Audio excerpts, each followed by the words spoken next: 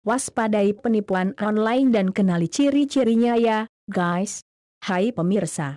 Sekarang lagi marak penipuan berbasis online, bahkan saat masa pandemi COVID-19. Berikut ini saya akan memberikan 7 jenis modus-modus penipuan online, antara lain. 1.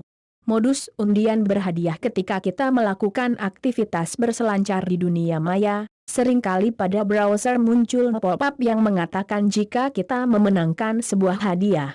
Dari situ, kemudian kita akan digiring masuk ke sebuah situs penilaian online. Di dalam situs tersebut, tertulis berbagai macam rayuan untuk merayu korbannya agar mengikuti kemauan sang pelaku penipuan. Di situ kadang korbannya diminta untuk mengisi sejumlah data dan kemudian diminta untuk mengirimkan sejumlah uang sebagai pajak hadiah. Dan ketika korban sudah mentransfer uang, maka dari situ, korban sudah masuk perangkap 2. Metode phishing. Metode ini sangatlah berbahaya. Sebab metode ini benar-benar sulit untuk diketahui korbannya.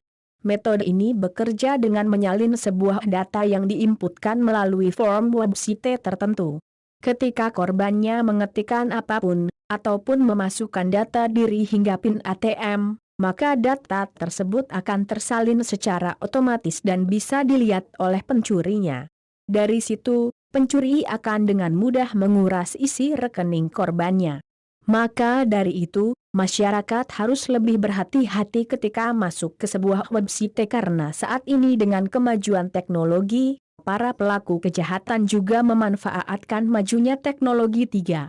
Modus menunda pengiriman resi. Dan satu lagi, modus-modus atau tanda-tanda penipuan online. Ketika kita sudah mentransfer uang dan kemudian penjualnya mengatakan jika barang yang dibeli sudah dikirim lewat jasa pengiriman, maka tentunya akan disertai resi pengiriman. Dan resi tersebut berguna untuk melakukan pelacakan posisi atau status pengiriman barang. Dan berkaitan dengan resi, biasanya penjual yang nakal atau penipu, memang tidak kooperatif dan tidak mengirimkan resi pengiriman barang.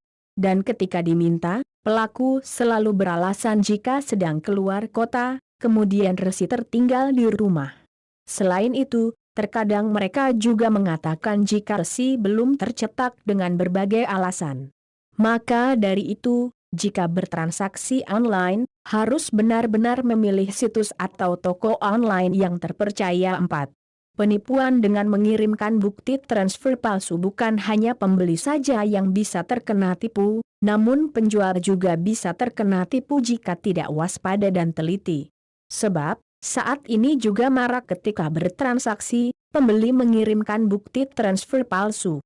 Sehingga, jika penjual tidak teliti atau jeli maka justru buntung yang akan ia dapat. Bukti transfer palsu tersebut diedit dengan sedemikian rupa dengan menggunakan editan komputer. Sehingga bentuk fisik dan tulisannya pun sangat mirip dengan struk transaksi bank yang asli. Makanya, jika kalian bertransaksi jual beli, dan pembeli mengatakan sudah mentransfer sejumlah uang, maka selalu cek rekening terlebih dahulu sebelum mengirimkan barang. 5. Penipu menjual produk dengan harga miring di media sosial, khususnya Facebook. Banyak sekali mereka yang memposting menjual barang-barang baik itu elektronik atau peralatan lainnya dengan harga yang murah. Namun jangan tergiur dulu. Sebab, bisa jadi barang yang dijual murah tersebut fisiknya tidaklah ada, atau melainkan hanya modus untuk melakukan penipuan. Sebab, biasanya barang-barang yang dijual tersebut memang berharga sangat miring, berbeda dengan harga di toko pasaran resmi.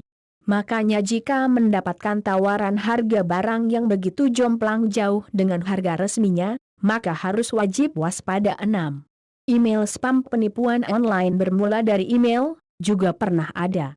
Email tersebut terkadang mengaku dari sebuah instansi atau perusahaan tertentu yang dimana dalam isi email juga dicantumkan sebuah link disertai kata-kata rayuan. Setelah mengklik link tersebut, bisa jadi Anda akan disuruh mengisi identitas yang jika Anda setujui, maka data tersebut akan tersimpan pada server pelaku. Setelah itu, jangan kaget Jika nantinya akan masuk berbagai email mulai dari undian berhadiah hingga tawaran bisnis yang itu belum terbukti kebenarannya membanjiri email Anda.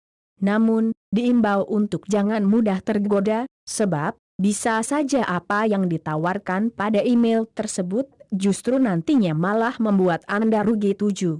Modus pinjaman online yang tidak ber-OJK resmi. Biasanya si penipu yang sedang mencari mangsa akan menawarkan pinjaman online tanpa agunan dan bunga pinjaman yang rendah. Ia akan mencantumkan nomor HP ala WhatsApp. Nah, saat korban menghubunginya, ia akan mengatakan atau memberiming-iming membantu dan minta uang transfer sebagai administrasi. Jika melalui pesan pada media sosial, penipu itu akan membalas inbox-nya. Saran saya, jangan percaya terhadap apapun jenisnya dari iming-iming bantuan dari media sosial. Kecuali sudah jelas kita kenal. Waspadalah.